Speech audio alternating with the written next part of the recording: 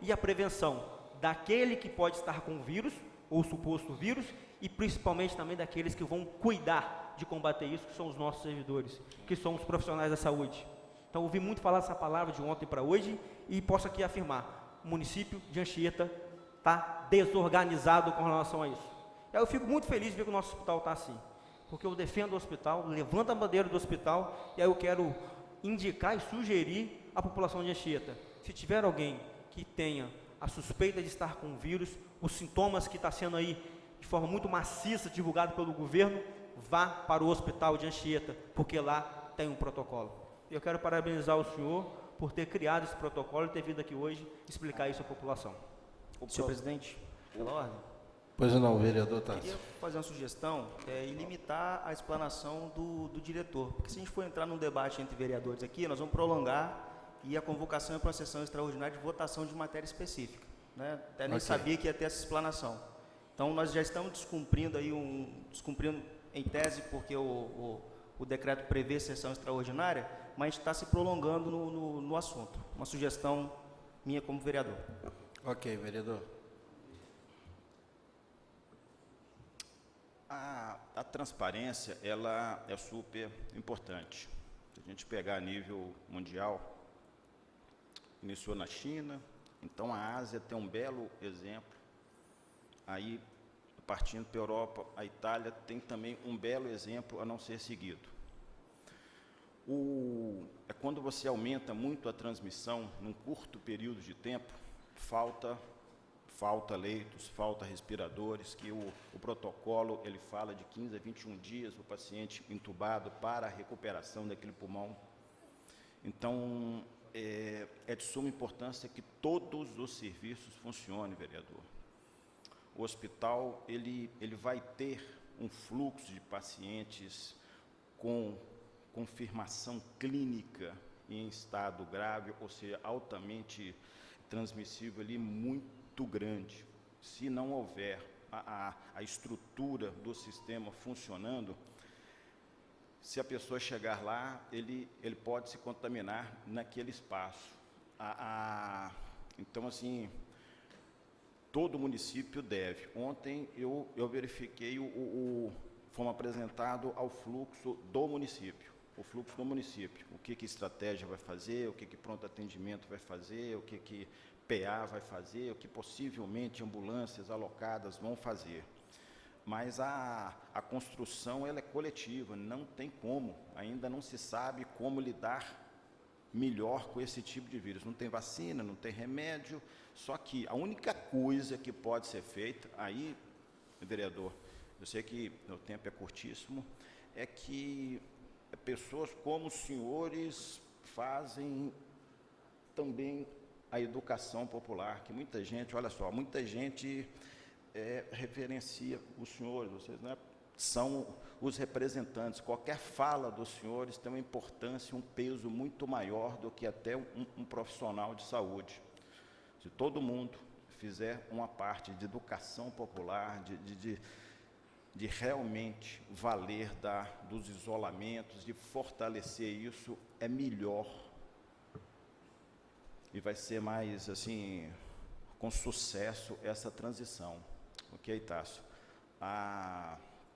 Países que conseguiram a evolução, eles adotaram estratégias mais fortes, como testar todo mundo, como isolar realmente, colocar as barreiras.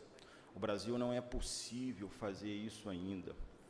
Mesmo o Estado do Espírito Santo com a sala de situação, algo mais agressivo, ainda assim a curva ela está muito crescente. Então, especialistas estão comparando com a curva da Itália. Então, alguns mitos como calor, frio, começam a cair com os estudos, se é arma biológica ou não, começa a cair, é com os estudos já sendo publicados. Então, assim, a fala de um hospital é uma fala bastante agressiva. A gente se prepara para o pior. Podemos receber, você é alarmista, é toda essa narrativa, mas a gente se prepara para o pior e sabe que, se a parte da prevenção não for feita, vem tudo para o hospital.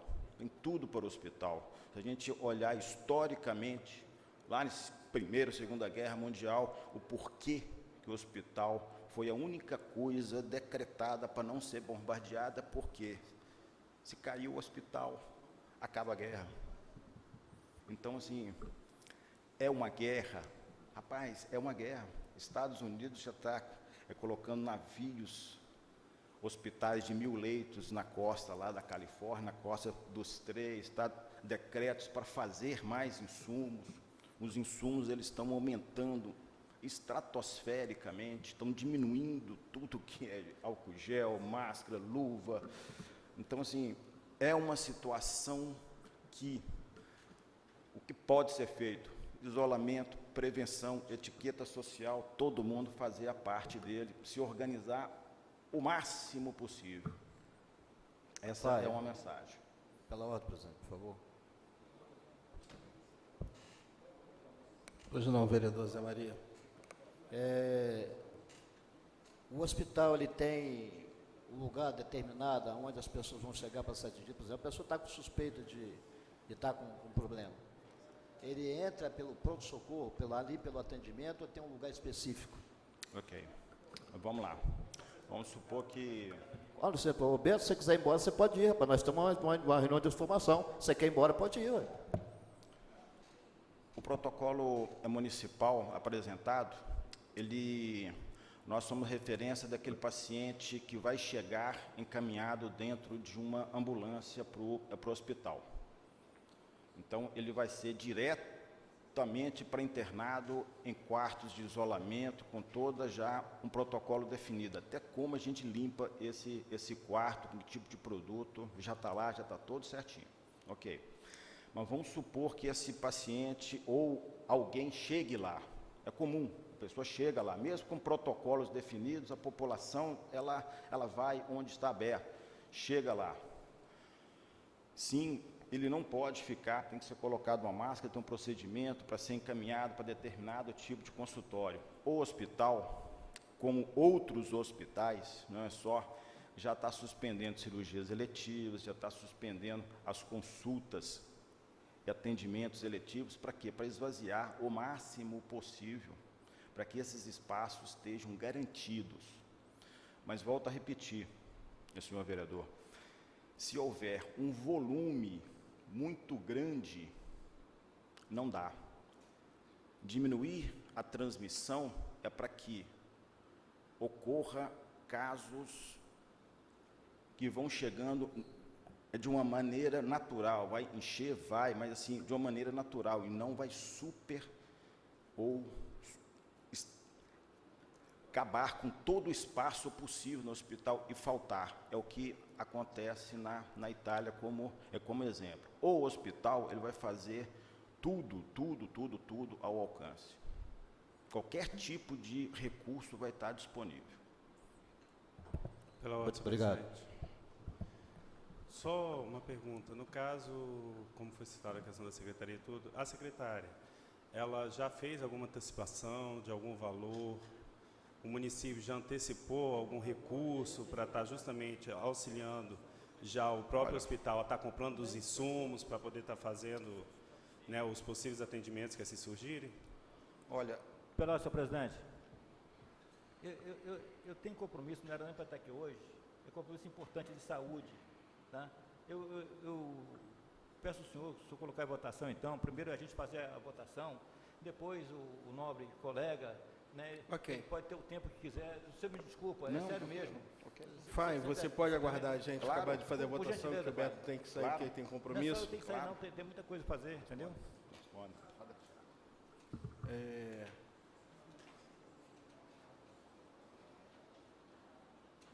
Solicito a secretária que faça a leitura do material constante pela ordem do dia. Em votação, projeto de lei número 1/2020, de autoria do Poder Executivo, que cria a função gratificada de supervisor de campo e de agente de endemias, de combate a endemias, e preciso parecer da Comissão de Justiça. Solicito o parecer da Comissão de Legislação, Justiça e Redação Final. Relator Beto Calimã. Favorável. Presidente José Maria. Pela aprovação. Membro Alexandre Assad. O vereador não está presente. Eu vou nomear o vereador Renato Lorenzini. Favorável, presidente. Essa matéria trata de uma gratificação para os agentes de endemias e combate supervisor de campo, né? Nós não temos hoje, entre os agentes, o coordenador. Então, aqui o que se está criando é acrescentando aí uma gratificação de 30%, né, que vai representar as duas criadas aqui hoje, R$ 800 por mês, para que nós temos, então, coordenadores dessas equipes. Então, é favorável. Obrigado, vereador. Em votação, o projeto de lei número 1 de 2020, da autoria do Poder Executivo. Como vota o vereador Tássio Brunório? Favorável, senhor presidente. Como vota o vereador José Maria? Favorável. Como vota o vereador... Não tem mais ninguém. Giovanni? Favorável. Como vota o vereador Beto Calimã? Favorável. Como vota o vereador Serginho Meneghelli? Como? Serginho de Jesus. No caso, só dando uma correção aqui, na realidade existe, entre eles é nomeado o coordenador, porém o mesmo não recebe. Então, atribui-se um serviço a mais, né? Mas ele não recebe por isso. Então, nada mais justo e merecido, uma vez que existe tanta função gratificada, né, para o servidor, e até uma certa valorização. Por isso que eu sou favorável, efetivo, no caso. Como vota o vereador Renato Lorenzini? Favorável. Como vota o vereadora Terezinha Mesadre? Favorável. Como vota o vereador professor Robinho?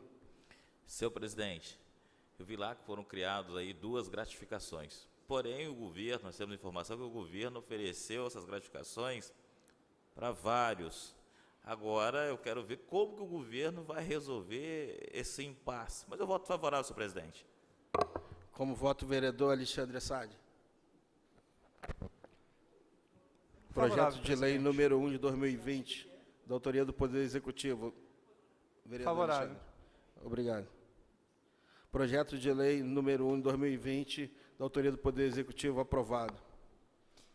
Em votação, projeto de lei número 13/2020, de autoria do Poder Executivo, que dispõe sobre alteração na Lei Municipal número 789/2012.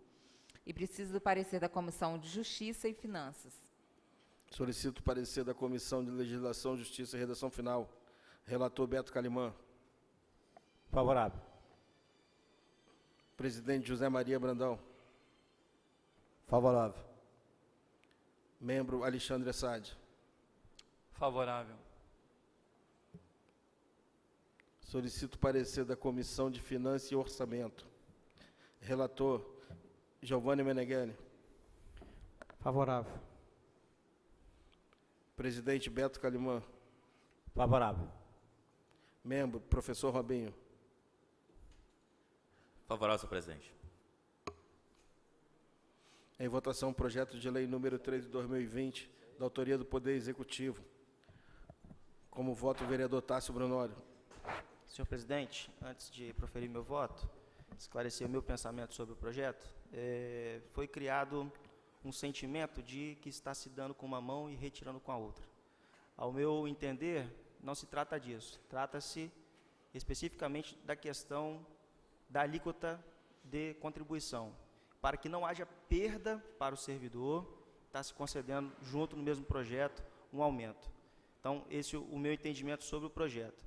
E, além disso, também, nós temos aí o acompanhamento do Sindicato dos Trabalhadores, que aprova o projeto, e os outros também não defenderam contrário ao projeto. Então, não é nada que está sendo feito contra o servidor, pelo contrário, estamos adequando a lei federal sem que ele tenha perdas. Então, meu voto é favorável. Com voto o vereador José Maria Brandão. Senhor presidente, público aqui presente, eu vou me abster dessa votação, porque em reunião com os professores não era esse o desejo deles, e eu vejo sim que o aumento ele é de 2%, não de 5%, então o projeto deveria ter vindo separado, só vou me abster por causa disso.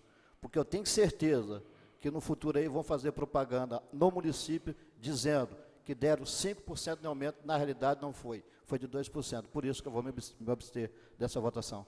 Como vota o vereador Alexandre Assad. Senhor presidente, no mesmo sentido, eu gostaria de fazer algumas colocações. Primeiro, causa-me estranheza a celeridade com que essa casa coloca essa matéria em pauta para votação. Não haveria esse motivo, o critério da noventena, ele se esgotaria aí no fim de abril. Essa matéria poderia ter sido muito mais bem discutida.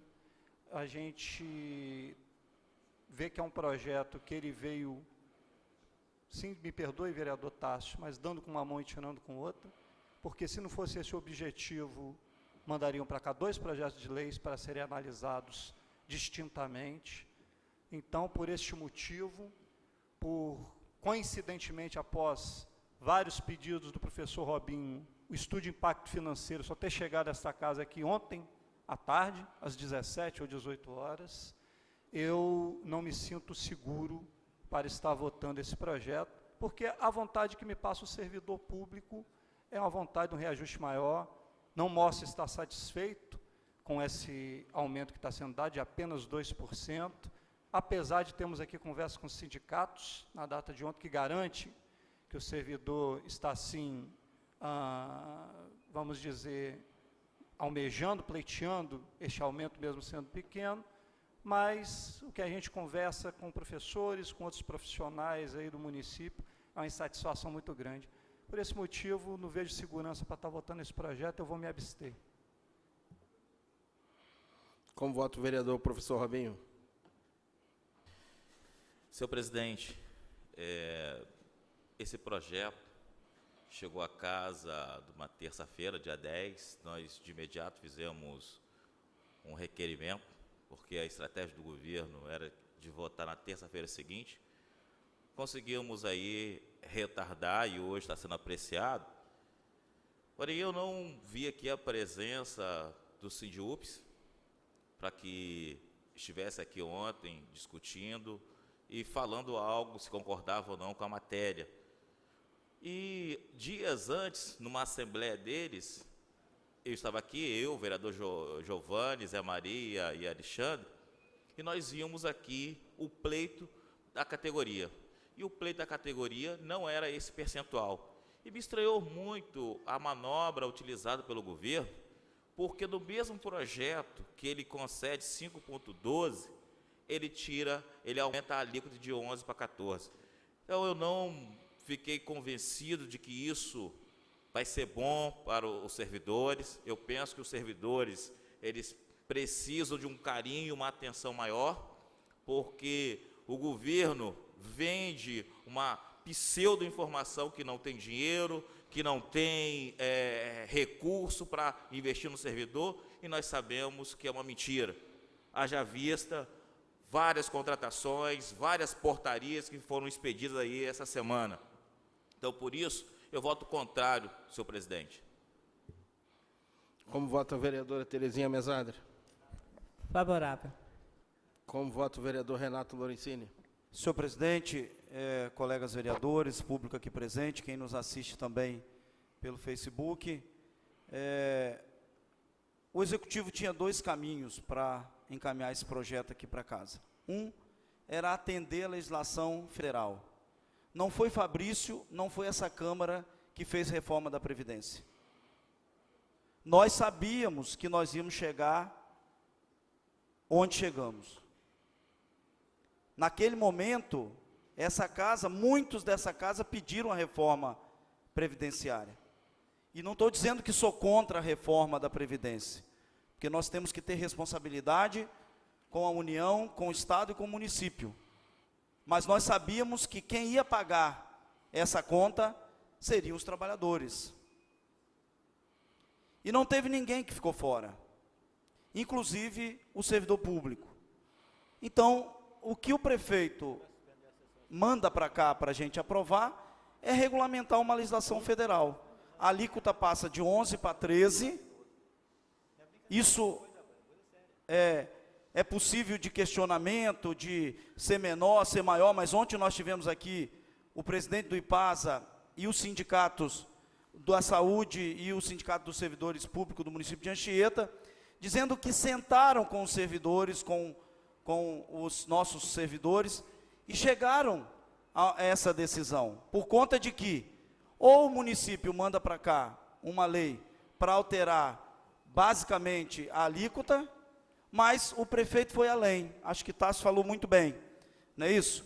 Na mesma lei, ele dá um aumento de 5,12 para que o servidor não tire do seu próprio salário esse aumento da alíquota e ainda, mesmo que nós sabemos que o servidor merece mais e mais aumentos e correções dos seus salários, porque nós vivemos num momento de dificuldade, não é Anchieta só, é o país inteiro, mas o servidor merecia, né, toda a sua reposição salarial. Mas como mesmo disse aqui ontem a vice-presidente do sindicato, neste momento é o que dá para fazer, diferentemente de outros municípios que estão só encaminhando para a Câmara, né, o aumento da alíquota. E nesse momento a gente vota aqui o aumento da alíquota, e eu digo mais uma vez, com muita responsabilidade, porque nós sabemos que o Instituto de Previdência do município ele não pode quebrar também, porque senão os futuros servidores não vão se aposentar.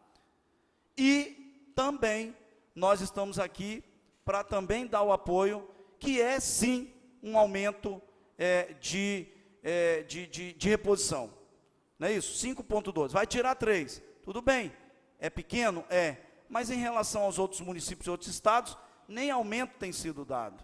Não estou aqui dizendo que é o melhor dos aumentos que poderia dar, mas se a gente juntar o aumento, mais os 3,8, mais a defasagem, o município está mostrando que quer sim o bem do seu servidor e quer garantir, então, para o futuro a sua aposentadoria. E por isso, então, eu sou favorável ao aumento de 5,12 e também na correção da alíquota. Senhor presidente, pela ordem. Pois não, vereador Tássio. Só para complementar, o trabalhador em geral não está tendo essa oportunidade. Vai aumentar a alíquota de contribuição dele e não vai aumentar o salário. Então, do INSS. Do INSS. Então é um ato de muita responsabilidade do governo, ao contrário do que está sendo dito. Como voto o vereador Serginho Meneghelli, Serginho Jesus. Senhor presidente, mediante tantas explanações, né, dos meus colegas vereadores, vale salientar, né, até como o próprio Tássio agora pediu, né, pela ordem falou, nós temos aí o INSS, né, que é a Previdência Geral, teve aumento, mas não teve o aumento da alíquota, mas não foi dado nenhum aumento ao trabalhador. A gente vê o governo do estado em janeiro já implementando o aumento, mas também não deu o aumento da alíquota e não deu aumento nenhum ao servidor. Então, quer dizer, é só parar e analisar. É pequeno? É, como foi falado. Mas está tendo sim um aumento, não está tirando do bolso do servidor. O servidor já teve as reuniões. É o que quer? Não. Mas em vias do que todo mundo está fazendo, assim como os outros municípios estão fazendo, que não encaminha o projeto de lei só de aumento da alíquota e não dá em contrapartida nada, entendeu? É só a gente também parar para analisar. Né? O governo tem sim responsabilidade, está tendo sim responsabilidade. Coisa que tanta reclamação que foi feita, que passaram-se mais de 5 anos, tem mais de 4 anos que a gente não tem um reajuste, não teve nada. Entendeu? 3,8 foi tão brigado aqui para sempre botar em dia, não foi colocado, nessa administração foi colocado em dia. Claro, em dia, o que estão recebendo, mas tem a questão do retroativo, que ainda está sendo discutido, que foi uma parcela que foi repassada a eles. Lembrando que teve aquela questão também, essa questão dos 3 mil, só que teve funcionários também que receberam, às vezes, 6 mil, principalmente da parte da educação, aqueles que têm 2 cadeiras. E isso o prefeito falou que não iria pagar, que iria dar 6 mil para funcionários, acabou recebendo. Então, quer dizer, há sempre a questão de uma deturpação, né, às vezes, de determinados fatos, justamente por fazer alguns julgamentos políticos. Então, mediante a fala de alguns vereadores, principalmente o vereador que falou assim, pensemos na população e não em eleição, nesse caso, pensemos no funcionário público e não em eleição, eu sou favorável, senhor presidente. Como voto o vereador, vice-líder de governo, Beto Petri. Como voto o vereador Beto Calimã. Senhor presidente, nós nos reunimos para falar sobre uma doença, uma epidemia que está assolando aí o mundo. E nós damos aqui um péssimo exemplo. Ficamos aqui, ó, um coladinho no outro, sem proteção nenhuma. E o senhor está gastando nosso tempo para ficar do lado, né? Sem proteção nenhuma. Estou gastando tempo não. Gastando tempo não, senhor. Sem proteção nenhuma. Então, eu espero que o senhor tome as medidas necessárias, até mesmo de suspender, se for possível, as sessões, né, aglomeradas, porque o senhor determinou que não era para ter público, já está tendo público. Entendeu, senhor presidente? Né, nós temos que dar exemplo. Claro que o servidor do MEPS, o diretor, está aqui, eu parabenizo, mas eu peço para o senhor para fazer uma explanação de orientação à população, orientação mesmo, como se deve se proceder, o senhor é retentor do conhecimento, né? Então, não deixa fazer politicagem em cima da situação, ok? Obrigado. Eu voto favorável, senhor presidente. Como voto o vereador Giovanni Meneghelli. Só esclarecer o meu voto de que eu sou favorável ao reajuste, defendo de que o governo todos os anos deve estar reajustando o salário e deve estar ajustando o ticket, porém eu sou contrário ao aumento da alíquota. Ontem ficou muito claro para mim, como o Sandro veio aqui explicar, não sei se os vereadores estavam, mas ele deixou muito claro o seguinte, ó, nós temos dois fundos. Um fundo o município já assumiu, esse daqui, com o passar do tempo, daqui a 5, 10 anos no máximo, vai ficar 100% por conta do município. O município já assumiu esse fundo, não tem jeito, é deficitário. E o outro tem um superávit. E esse fundo que tem superávit, não haveria necessidade de aumentar a alíquota. A alíquota de 11% hoje mantém esse fundo com superávit. Durante muitos anos, quando explanou o Sandro. Basta apenas ter responsabilidade. A fala do Sandro ontem deixou muito claro que não haveria necessidade de aumentar a alíquota. Aí os vereadores falam de INSS. INSS foi por escala. A alíquota dos menores, ou seja, aqueles que ganham um salário mínimo, diminuiu. Saiu de 11% para 7%, 7,5%, 8%. Houve uma redução. Não houve aumento não, de todo mundo, não. Houve uma redução na alíquota de muitos trabalhadores. Ou seja, hoje quem ganha menos, paga menos. Quem ganha mais, paga mais. A alíquota do INSS está dessa forma. E eu entendo que ficou muito bem feito até, onde os que ganham menos estão pagando menos. E os que ganham mais estão pagando mais. Volto a falar, sou favorável ao reajuste, mas eu sou contrário ao aumento da alíquota. Diante disso, nós pedimos ao governo que desmembrasse o projeto, fizesse dois distintos, um para tratar da alíquota e o outro para tratar de reajuste. O governo não fez. Então, por isso, eu vou me abster de votar. Vereador, uma parte, se eu puder contribuir com a... Não tem a parte, é o voto. Presidente, né, mas... pela ordem. Hoje é votação, não tem a parte, não tem discussão. Tá, então vou pela ordem. Os vereadores conhecem bem o regimento e pode ser votado em destaque. Então, se o projeto está junto, não tem problema nenhum desmembrar, é só pedir para votar em destaque. A votação já foi feita. Então, em votação da lei número 13 de 2020, da autoria do Poder Executivo, foi aprovada 5 votos favoráveis, 1 contrário e 3 abstências. E convido o nobre diretor do hospital, FAI, que possa terminar sua explanação. Presidente, pela ordem. Pois só não. para título de informação ao servidor, que pela informação do Sandro ontem, como tem a noventena, então o servidor só vai ter essa nova alíquota em junho ou julho. E que, acredito eu, que o aumento já poderia ser no próximo salário do servidor. Não sei se para o mês de março ainda dá tempo, se a folha já fechou, mas para abril, maio e junho, então o servidor tem um aumento de 5,12 e só no final de junho, de julho, que o servidor teria, então, aumento da alíquota. Então, deixar claro isso também. Obrigado. Eu convido o FAI, mas FAI, você vai ficar à vontade pela TV Câmara, nós vamos estar, mas a gente vai encerrar, deixar eles à vontade, você vai acabar de falar, tá ok? E não havendo mais nada a tratar, declaro encerrada a presente sessão. e que o nosso Senhor Jesus Cristo abençoe a Anchieta. Um bom dia a todos.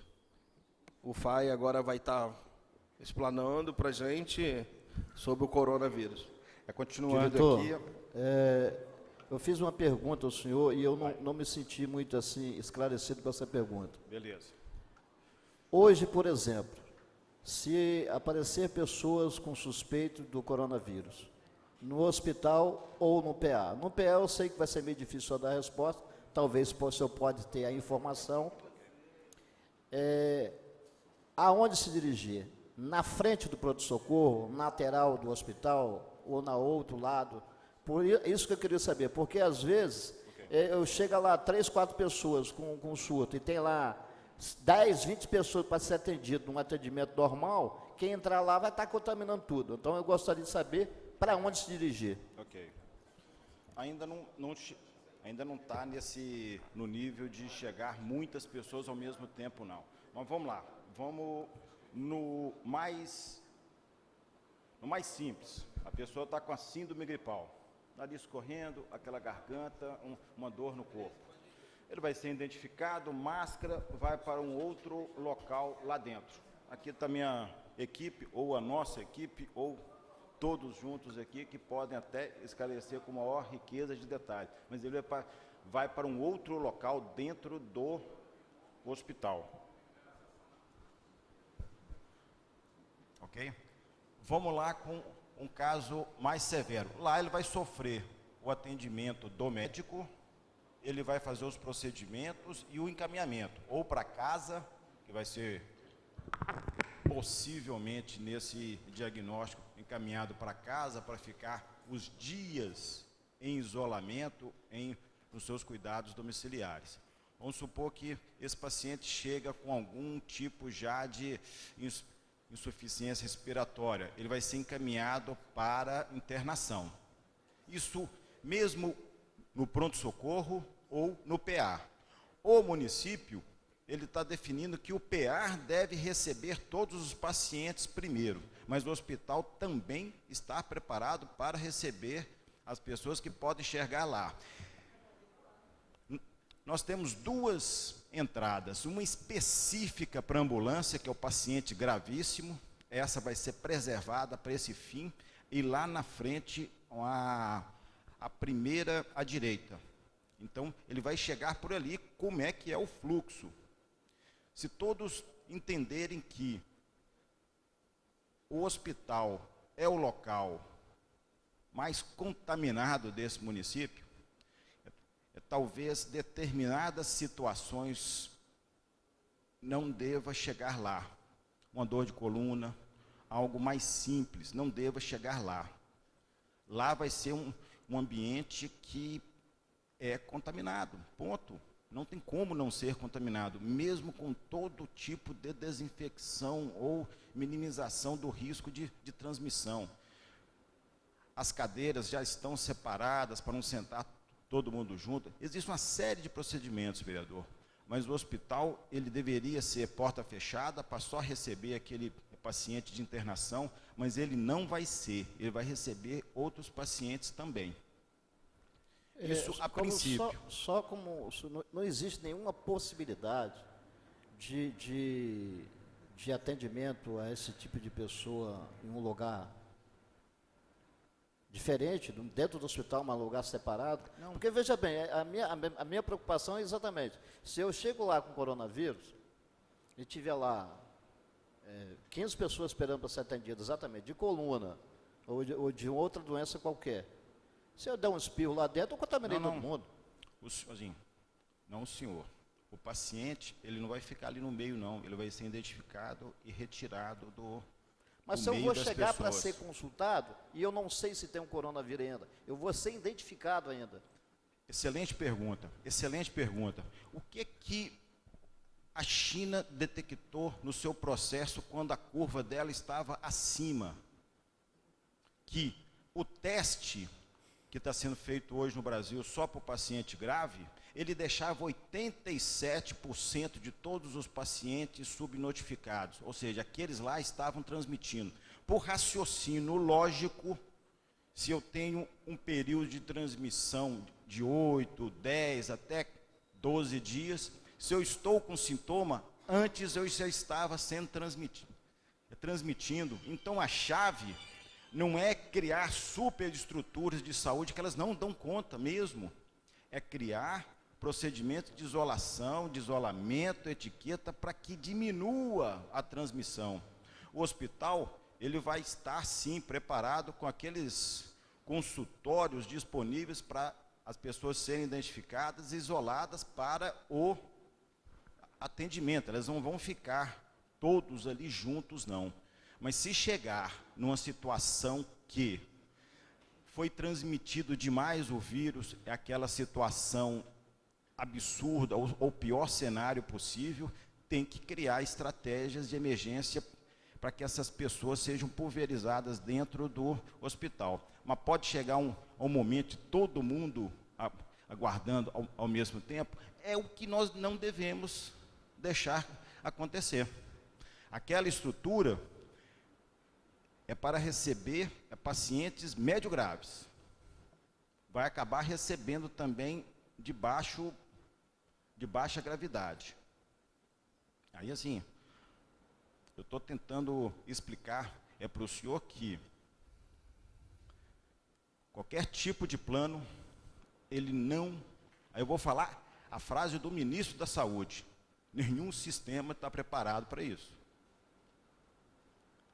As medidas é para diminuir o período de transmissão ou número de infectados, porque daquele número de infectados, a previsão é de 20% para internação. Esses são os dados mundiais. Se infectar ao mesmo tempo aqui a gente tem uma população, pelo menos de IBGE, perto dos 30. Se infectar 5 mil pessoas, 20% dessas possivelmente serão internadas dentro de uma estrutura de 58 leitos. É muito pouco. Faia. Boa tarde. Assim, aí deixa eu responder a Serginho aqui. Já vou fazer a pergunta logo e você responde as duas. Qual a orientação, então, sua para a população? É de manter o mínimo possível fora de casa? Olha, vamos lá. Eu sou mais agressivo nessas orientações do que a maioria das pessoas. Recebo o título de alarmista, mas eu prefiro ser alarmista, né? O alarme do que ir pela insuficiência. Está rindo, mas assim... o MEPS, sentar no site agora do MEPS, está lá todas as publicações. Nosso plano de contingência, o nosso fluxograma interno, as nossas orientações de prevenção. A gente fez um folderzinho, a gente fez orientações como sair de casa, como entrar de casa e como lidar principalmente com o paciente crítico. O idoso, 60 anos, e aqueles acometidos com comorbidades. Renato, quem puder ficar dentro de casa, que fique. É um período de transmissão, está subindo vertiginosamente. É só acompanhar a Secretaria de Estado. Está crescendo quase 100% ao dia dos casos notificados, não são casos confirmados ainda, mas está crescendo. Então, já há transmissão por comunidade. E aquele paciente novo, saudável, ele que é o vetor de trazer para dentro dos avós, da casa, aquele período ali. Então, assim, as medidas de isolamento, a gente já observa dentro do Estado do Espírito Santo, crescente. Já limitação de cirurgia, de consultas. Aí, ontem foi shopping center, ou o prefeito já abriu ou fez o seu decreto com limitações de equipamentos sociais, elas estão crescentes. Então, quem puder ficar dentro de casa, aí tem que haver uma compreensão que não é férias. Quarentena. Aí você se alimenta melhor, você bebe água, banho, rapaz. Ou seja, você eleva a sua imunidade, você não é só para coronavírus ter uma boa saúde, é para torta vida. Então, assim, quem pode, que fique. Quem tem que sair para trabalhar, tenha cuidados. As informações estão aí. Pegue informações confiáveis. é Ministério da Saúde, é Secretaria de Estado. Pode entrar lá no MEPS, tem lá algumas orientações simples, mas são eficientes. É isso que tem que fazer. Senão, você tem uma descendência italiana, você deve estar sofrendo com o problema de uma região que é rica. Se for para a região pobre, é pior. Financeiro. Esse é um grande drama. Aí eu estou falando como participante da Federação das Casas e Hospitais Filantrópicos. Todos os 38 hospitais filantrópicos do Estado, ele tem uma mesma pauta, que foi incluída na discussão municipal. Primeiramente, os contratos não sejam aplicados na rigidez para que haja nenhum tipo de perda durante esse processo. Nós não podemos perder um centavo. Os custos do hospital já iniciaram o aumento vertiginoso. Não tem discussão de 60 anos ir para casa? Tirando o médico, que tem uma legislação própria, hoje concentra 22% de todos os colaboradores têm 60 anos, eles têm que ser substituídos. E profissional de saúde, mesmo com todas as precauções, eles adoecem. Então, síndrome gripal é afastado 15 dias, a gente tem que substituir essa pessoa. E os preços começam a inflacionar. Máscara N95, e tinha uma aqui, saiu em fevereiro de 1,77, isso eu estou falando média de 38 municípios. Para início de março, para 37,50. 1,77 para 34, 37,50. E já está em, hoje, 69,90. Então, assim, vai aumentar o custo. Estamos pedindo, inicialmente, que não tire um centavo desses contratos vigentes. E, se houver necessidade, que seja antecipado algum tipo para passar esse período que está sendo olhado aí de 3 a 4 meses nessa situação. O pico vai acontecer real final de abril para maio. Ali vai ser se nada for feito, vai ser uma catástrofe ali. Então, assim, que não seja, que tenha dinheiro para a gente poder comprar coisas que já estão faltando. Então, assim, não existe nenhum tipo de cálculo para saber o quanto que é o consumo e o que vai se comportar a linha de dinheiro nesse consumo. Não tem nenhum tipo de cálculo. A gente está pedindo um bom senso que não corte nada e que antecipe, se programe para antecipar, porque em determinado momento, se for necessário pedir ajuda, que tem ajuda. Essa é a pauta estadual e municipal. A federal, Renato, dos filantrópicos, é que existe um convênio, uma linha de crédito junto à Caixa FGTS, que seja acelerado para que os hospitais filantrópicos acessem isso. Para dar conta disso, vai ter que ter investimento, não tem como suportar tudo isso. Não tem como. Então, que seja acelerado a facilitação de linha de crédito junto à Caixa Econômica Federal.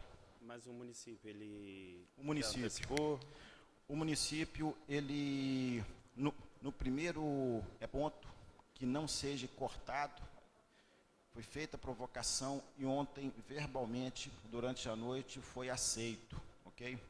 Tem um ponto de discussão que o convênio, eu iniciei minhas atividades 22 de janeiro, foi justamente na virada do outro convênio. Então, que resquícios do outro convênio também sejam incluídos nisso, porque impacto é agora. Mas a primeira sinalização da Secretaria Municipal de Saúde é que sim, a antecipação dos recebíveis ainda não tem consenso. Não. Mas a gente sempre está no diálogo para que seja olhado com muito carinho essa questão. Vai, não sei se você consegue responder, mas uma pessoa infectada, ela corre o risco de ser infectada novamente ou uma vez com o vírus, ela não tem mais possibilidade de ter a nova Show. novamente. Por raciocínio lógico, tá, Renato? Raciocínio lógico é Coreia do Sul e China quase que está zerado já novos casos. Se você consegue praticamente zerar novos casos numa área não de isolamento, tem um nome técnico lá que você fecha a cidade. Quando fecha a cidade, se não tem novo caso, não está tendo reinfecção na mesma pessoa. Então, assim, por raciocínio lógico, não existe. Uma vez que esse vírus passou, você não desenvolve. Essa é a primeira lógica do raciocínio para esse tipo de pergunta. Senão teria reinfecções, que está todo mundo grudado lá naquela cidade. Ok, obrigado.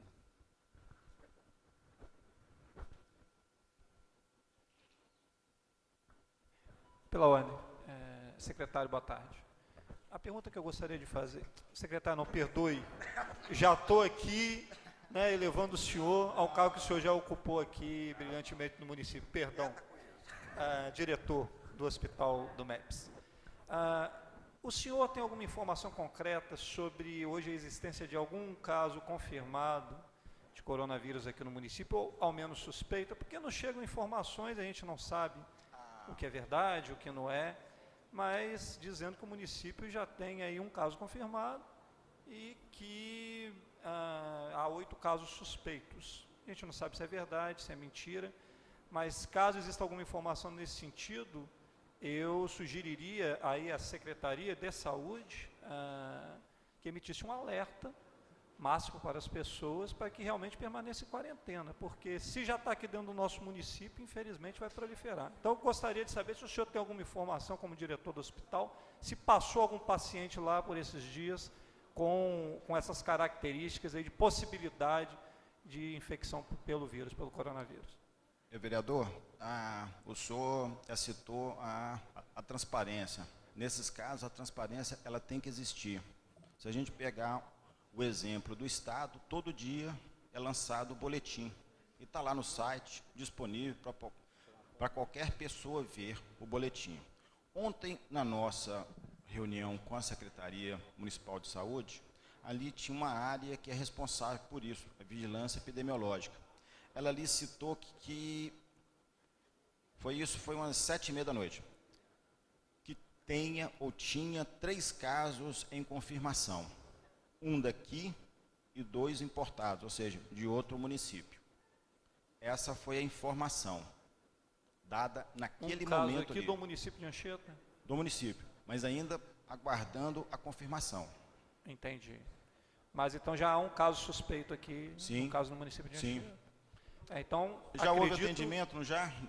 Acredito que seria de bom tom, por parte da Secretaria de Saúde, ter transparência, como o senhor disse, nessas informações, e emitir um alerta para a população, porque quanto mais a gente se resguardar, a gente vai conseguir com mais eficiência dar fim aí a esse surto, esse pesadelo que a população está vivendo. O bom é que a gente está aqui, Marlene, assistência social, a Julieta, da farmácia, mas é uma enfermeira também, e a Cristiane, que é a nossa enfermeira.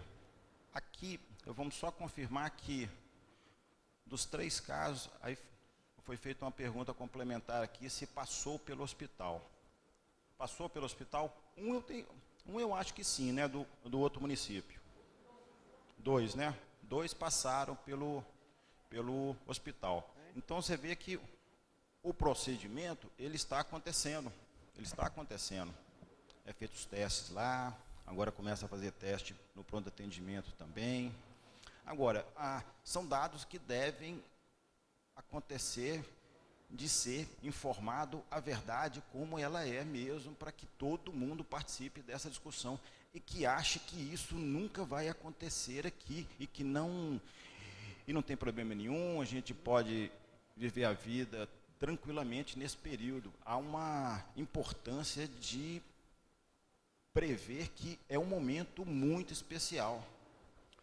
Então, aqui repito a pergunta só para a gente ficar de forma clara. Hoje há oficialmente confirmado um caso. Vamos lá. Ou ainda está em período de Vereador, teste. O hospital, ele não detém essa informação. Assim, é gestor, né? É a Secretaria Municipal que tem que falar isso. Eu estou falando de uma informação nos confiada ontem à noite, verbalmente, pela Vigilância Epidemiológica. 3 casos que passaram aqui no município. 2 de outro município e 1 daqui. Se existe subnotificações, eu, por raciocínio lógico, sei que existe subnotificação. Por raciocínio lógico, se essa pessoa chegou com sintoma e se o teste der positivo, tem 9 dias, 10 dias aí que ela está transmitindo isso. Então, assim, existem outros casos subnotificados. Obrigado. Desculpa, Zé. Não, à vontade. Aqui para terminar, eu queria parabenizar a você e a todos os profissionais de saúde aqui do município, porque vocês estão na linha de frente dessa guerra. Vocês estão colocando aí a vida de vocês, estão expondo a vida de vocês aí ao risco para cuidar das outras pessoas. Isso é muito nobre e eu queria aqui deixar aqui meus parabéns, minha admiração por todos vocês.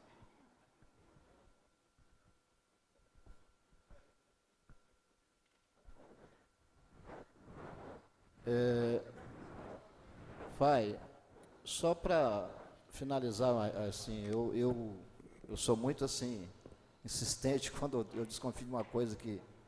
Mas eu gostaria assim, imensamente de agradecer a iniciativa, né, sua, do hospital, de estar aqui em rede social, via online, aí, explicando à sociedade o que tem que ser feito. Mas me preocupa muito, Fai, não foi satisfatório eu ouvir de você e também da secretária de Giovanni, o vereador Giovanni colocou aqui, do atendimento no pronto-socorro das pessoas com suspeita do coronavírus. Não me satisfaz a explicação, porque ainda acho que deveria, sim, ter algum ponto estratégico, tanto no hospital como no PA, para atendimento dessas pessoas, não passando pelo pronto-socorro. Eu acho que, não sei se vocês têm isso em mente, se existir a possibilidade, faça uma reflexão melhor sobre isso, porque o problema, melhor do que eu, né, vocês do hospital, né, pessoa do hospital conhece muito mais desse problema do que eu, mas a gente vai acompanhando as reportagens, você vai começando a ficar assustado, e porque tem muita gente levando isso na brincadeira, tem muita gente brincando com isso, mandando mensagem no WhatsApp, garrafinha de cerveja, gente, agora é na hora de fazer uma reflexão profunda do que nós podemos fazer para salvar o mundo. Não é salvar só nós não, é salvar o mundo. O problema está no mundo. E eu acho que esse problema de a pessoa chegar com gripe, qualquer gripe, ele não poderia passar mais pelo pronto-socorro, até passar esse efeito aí de transmissão. O hospital, é só para deixar, vou tentar deixar um pouquinho mais claro, o hospital, ele naturalmente é responsável pela internação daquele paciente médio grave. Essa é a função do hospital. O pronto atendimento deveria filtrar, ou está desenhado para filtrar todas as situações. O pronto atendimento, ele é até maior fisicamente que o hospital ali. Ele deveria filtrar todas as situações. Mas se chegar, senhor vereador, o paciente, que ali ainda é porta aberta, se chegar o paciente, nós temos que atendê-lo da melhor maneira possível. Ele vai ser identificado automaticamente e ser conduzido para uma outra sala dentro do hospital. Ele não fica na recepção. Só aqui para... Perdão, presidente. Não, pois não, pode falar. Só para, vamos dizer, reforçar aqui o que o vereador Zé Maria está propondo. Não seria possível se criar um atendimento ali diferenciado, isolado, para pessoas com sintomas de gripe? Porque a gente sabe que os sintomas do coronavírus, os primeiros, são muito parecidos com a gripe. Com isso, se a gente conseguisse isolar um setor específico para atendimento de pessoas com sintomas de gripe, a gente diminuiria muito a possibilidade de contágio. Eu acho que é isso que o vereador Zé Maria está querendo propor aqui. Ok. A gente pode fazer essa discussão, se não houve ainda. É que todo dia, ali para 7, 7h30, máximo 8 horas, a gente faz nossas reuniões.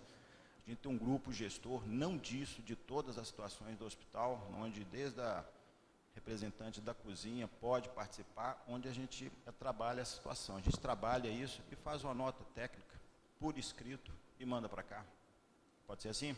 Pode. Para não prolongar mais, a gente faz por e-mail, de hoje para amanhã, e-mail dos vereadores, a gente faz de hoje para amanhã isso, aí amanhã a gente encaminha uma nota técnica certinho, a gente reencaminha nossos fluxogramas, mesmo que estejam lá no site, a gente reencaminha tudo certinho. Presidente. Kleber. Pois não, vereadora Tereza. Está confirmado que a Câmara amanhã já não funciona? Hoje é o último dia? Não. A Câmara ela vai trabalhar com uma redução do quadro nosso e com rodízio. Ela não vai fechar totalmente. Automaticamente eu coloquei no decreto para estar colocando os gabinetes dos vereadores à disposição dos vereadores para fazer da melhor forma possível. Eu aconselho a todos não estar recebendo ninguém e estar fazendo um rodízio ou deixando eles em casa para eles poderem estar fazendo o trabalho conforme vai estar no decreto. Obrigada.